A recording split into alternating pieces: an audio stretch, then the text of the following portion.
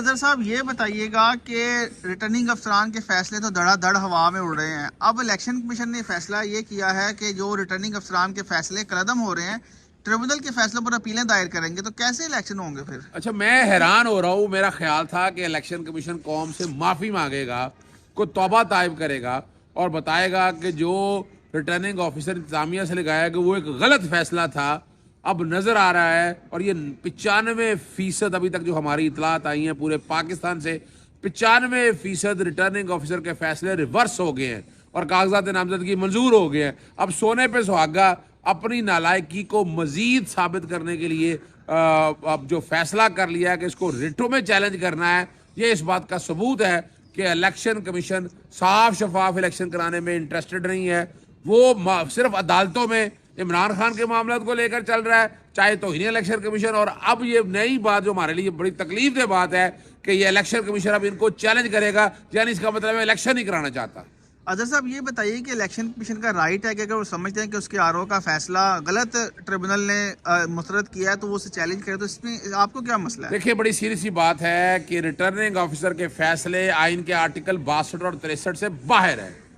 95% فیصلے, یہ ہم نہیں, یہ انڈیپینڈنٹ وکلا ہر ایک بات کر رہا ہے. اور ہائی کورٹ کے جو ججز کے جو ٹرائبیونل بنے ہیں وہ ہائی کورٹ کے ججز ہی تو ہیں نا ایک طرح سے, چاہے ہائی کورٹ کے جج کا اختیار استعمال نہیں کر رہے, لیکن اس بات کا ثبوت ہے کہ وہ فیصلے خشو خشاک کی طرح جس طرح بہ گئے ہیں, وہ اس بات کا ثبوت ہے. اب وہ اپنی نالائکی چھپانے کے لیے کرنا چاہے, میں تو سمجھ رہا ہوں اور میں مطالبہ کرتا ہوں, میں متقاضی ہوں الیکشن ٹرائبیونل سے کہ وہ باقاعدہ کروڑوں روپے جرمانہ کرے ریٹرننگ آفیسر کو اس کے فیصلوں کو ریورس کرتے ہوئے. اس سے کم از کم یہ ہوگا کہ دوبارہ کوئی ایسی حرکت نہیں کرے گا. اظہر صاحب آپ الیکشن کی تیاری آپ کی کیسی ہے؟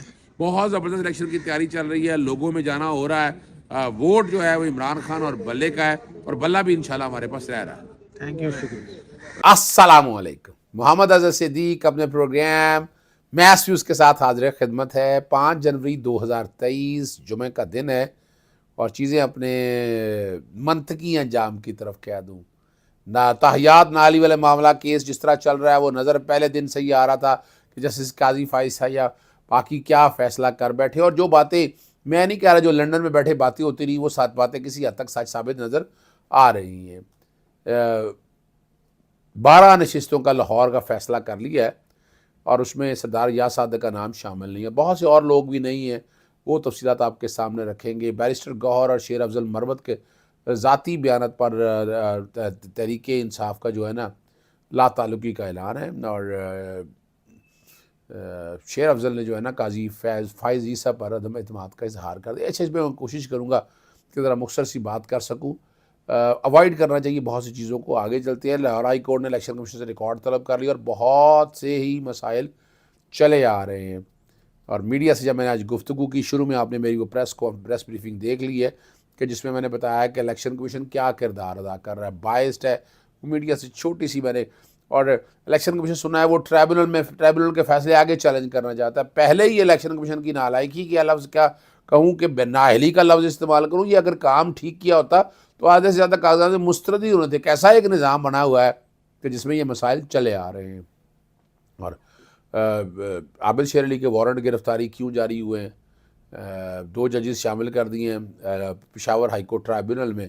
شاہ محمود قریشی کے حلقہ جو کاغذات ہیں وہ منظور ہو گئے ہیں, اور مراد سعید کے خلاف کو نئی انکوائریاں شروع ہو گئی ہیں. مسلم لیگ نون کے حوالے سے بتانا چلے 12 نشستوں پر نام فائنل کر لیے. محروم رہنے والے میں سردار یاس صادق, رانا مبشر, سردار نصیر بھٹا اور وحید عالم MNA, رانا مشہود اور سردار یاس صادق کو بھی انتخابات میں مربوب احمد شامل ہیں. اور کہا ان کو اتارا جائے گا جب انہیں سینٹ کا بھی ٹکٹ دیے جانے کا. یہ تو لالی پاپ ہے جس طرح بھی ہے. وجہ ہے کہ وہ بیگج بہت بڑا ہے نا, تحریک استحکام پاکستان کو بھی لے کر چلنا ہے, پاکستان تحریک انصاف پیٹریوٹ کو بھی لے کے چلنا ہے, تو ان کے لیے بڑے مسائل سامنے آ چکے ہیں. مرکزی دفتر میں جو پریس کانفرنس کے معاملے میں نا جو بیرسٹر گور اور شیر افضل مروت جو ہے نا ہم سامنے آ گئے, اور کہ وہ جب یہ پریس کانفرنس ختم کی تو آگے اور کہا وہ اپنی پریس کانفرنس کریں گے.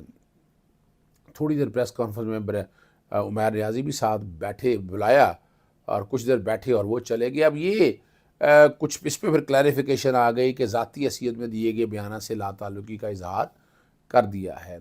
اور پارٹی ترجمان کا کہنا ہے کہ پی ٹی آئی کے آفیشیل اکاؤنٹ پر جاری بیانات پارٹی موقع یا پالیسی کی عکاس ہے. اصولی طور پر ہوتا یہی ہے، یعنی میں بھی کئی دفعہ بات کر دیتا ہوں تو وہ پارٹی پالیسی نہیں ہوتی ہے. میں اپنا ایک نقطہ نظر بیان کر رہا ہوتا ہوں یا طریقے میں رکھ رہا ہوتا ہوں، لیکن اسے یہ مراد نہیں ہے کہ وہ پارٹی پالیسی ہے. پارٹی پالیسی وہ definitely P T I official سے آنی ہے یا عمران خان صاحب کہیں گے. اور وہ جو ذاتی حیثیت میں دیکھیں ہمارا ہم نے تو اصولوں پہ بات کر رہی ہے نا. الیکشن کمیشن جو کر رہا ہے، سیکشن 215 جو ہے الیکشن ایکٹ کا، جو انتخابی نشان کے بارے میں ہے، وہ کنٹروورسیز بہت زیادہ ہیں، تو ہم وہ باتیں کرتے رہتے ہیں. اس سے مراد یہ نہیں ہے کہ پارٹی نے مجھے روک دیا تھا کہ آپ نے سیکشن 215 والا آئینی درخواست جو ہے وہ دائر نہیں کرنی ہے، تو میں نے اسی بنیاد پر کیا ہے. جسٹس قاضی فیض صاحب کا عدم اعتماد شیر افضل مروت کی طرف سے آیا، لیکن پارٹی کی طرف سے ایسی کوئی بات نہیں ہے. اگر کرنا بھی ہے تو تحریری طور پر اپلیکیشن دینی ہے.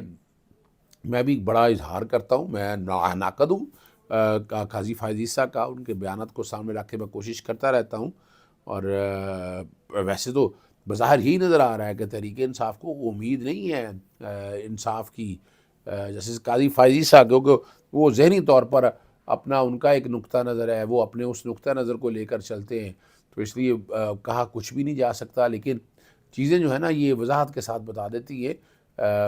لنڈن پلان میں یہی باتیں ہوتی وہ کرتی تھی، وہ کہا کرتے جسٹس قاضی فائز عیسیٰ آئیں گے. عمران ریاض کے بارے میں بتایا گیا، عمران ریاض کو کہا جاتا تھا کہ جب جسٹس قاضی فائز عیسیٰ آئیں گے. ایک میں آپ کے سامنے بتا دوں بات آپ کو، جو سامنے ہے وہ سچ نہیں. an issue can easily be killed by another issue. یہ ایک نارمل روٹین ہے. یہ فلسفی جس طرح کی بھی چل رہی ہے آپ لوگوں کو پتہ ہونے چاہیے، اور اس کا برداشت بھی کرنا ہے اور دیکھنا بھی ہے.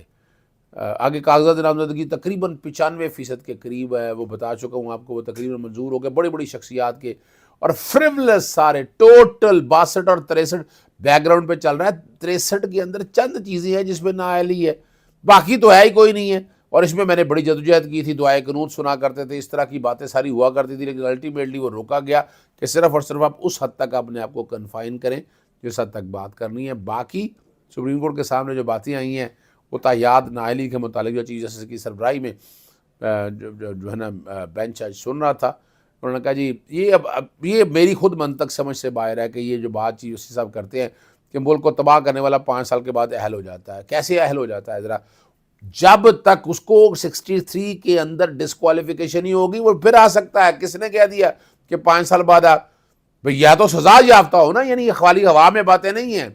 اور انتخابات سے متعلق انہوں نے یہ بھی آتے ہی اعلان کر دیا کہ انفرادی کیس نہیں سنیں گے، آئین کی تشریح سے متعلق کیس کو سنیں گے. انفرادی کیس جو ہے نا اگلے ہفتے کسی اور بینچ میں لگا دیں گے. اور یہ آتے ہی یعنی اس میں آپ ذہن میں رکھ لیجیے گا بلے والا کیس بھی آئے گا، عمران خان صاحب کی نااہلی کی سسپینشن کے حوالے سے بھی آئے گا، اور بہت سے معاملے آئیں گے. آج جس طرح سے چل رہا ہے، جیسے میں پروگرام ریکارڈ ہوں اس تک اب تقریباً سماعت کمپلیٹ ہوگی اور اب شاید فیصلہ محفوظ ہو گیا، لیکن بظاہر یہی نظر آ رہا ہے کہ تاحیات نااہلی والا چیپٹر اور سیکشن 232 میں ترمیم کی گئی ہے وہ اس کی چیلنج کرنے کے حوالے سے باتیں کر رہے ہیں. لیکن اس طرح تو نہیں مسئلہ ختم ہوگا نا. جسٹس قاضی فائز عیسیٰ نے تاریخ دیکھے کہ 62(1)(f) کی نااہلی جیسی ترمیم کب لائے گی. آئین میں اس قسم کی ترمیم یوں کہا کے دور میں شروع اور آگے چلتی ہے. ڈکٹیٹر کی بات کرتے اچھا نہیں لگتا، تو اب ہر ایک کو نظر آ رہا ہے کہ ڈکٹیٹرشپ کس کو کتنی پسند ہے. پاکستان کی تاریخ کو فراموش نہیں کیا جا سکتا. ہم نے نااہلی کیس میں پبلک نوٹس کیا مگر کوئی ایک سیاسی جماعت فریق نہیں بنی. پاکستان کے عوام کا کسی کو خیال نہیں، ملک کو تباہ کر دے کچھ نہیں ہوگا. کاغذات میں ایک غلطی تاحیات نااہل کر دیتی ہے. ہم خود کو آئین کی صرف ایک مخصوص جز اور اس کی زبان تک محدود کیوں کر رہے ہیں؟ ہم آئینی تاریخ کو بنیادی حقوق کو نظر انداز کیوں کر رہے ہیں؟ اب یہ والی بات جو ہے نا یہ سمجھنے والی بات ہے کہ کیا حالات اور واقعات کیا ہیں اور کیا چیزیں کس سمت میں جا رہی ہیں، وہ سمجھنے کی بات ہے. باقی اور بہت سی لمبی باتیں ہوئی ہیں.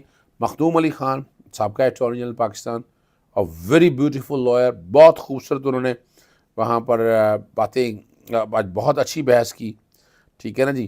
اور یہاں صاحب کیا کہا گیا کہ عام قانون سازی آئینی ترمیم کا راستہ کھول دیتی ہے. اس کا مطلب ہے کہ ہم نے مرضی سے جو چاہیں فیصلہ کر دیں، کہ ہمارے پارلیمنٹ میں بیٹھے لوگ بہت زیادہ سمجھدار ہیں.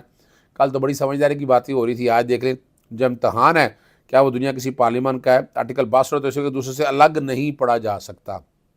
دونوں آرٹیکل کو بنیادی حقوق والے آرٹیکل 17 سے الگ بھی نہیں پڑھا جا سکتا. اب یہ جو بحث کی ہے، یہ کہا کہ سادہ قانون سازی سے آئین میں دی چیز تبدیلی ہو سکتی ہے، یہ حقیقت ہے، یہ بیسک پرنسپل ہے. مگر ہم آئینی ترمیم کو بھی قلم کر دیتے ہیں، یہ حقیقت ہے، کر سکتے ہیں. بیسک سٹرکچرز یہ تو بڑی عام سی تھیریز ہیں. کیا پاکستانی ارکان پارلیمنٹ دنیا میں سب سے بہتر ہے؟ اس پہ محمود نے کہا زائد ایسا نہیں ہے، میرے علم دنیا میں کہ ایسا ہو. ٹھیک ہے نا جی.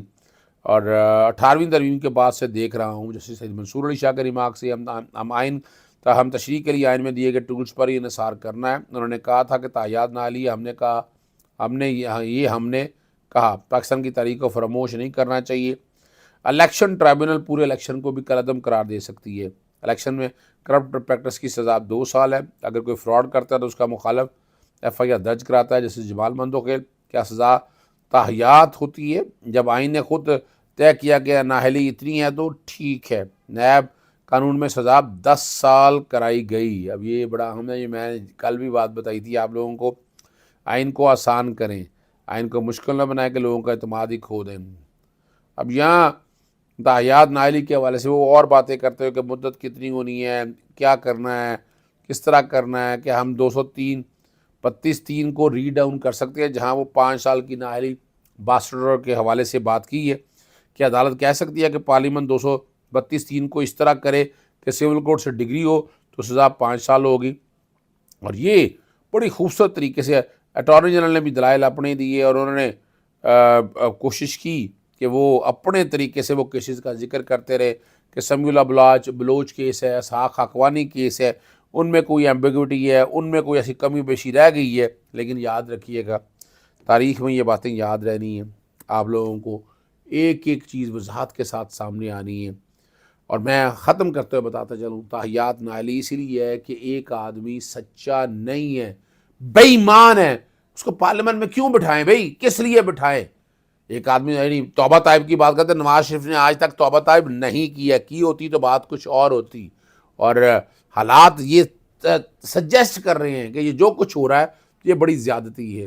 اور نواز شریف کا کیس تو ایسا ہے کہ ججز کے بارے میں بات کی تو تین اراکین نااہل ہوئے توہین عدالت میں. یعنی عدالتوں کی کتنی بے توقیری کرتے رہے ہیں، یہ ریکارڈ کے اوپر ہے. اجازت چاہتا ہوں. السلام علیکم. اللہ حافظ. پاکستان زندہ باد.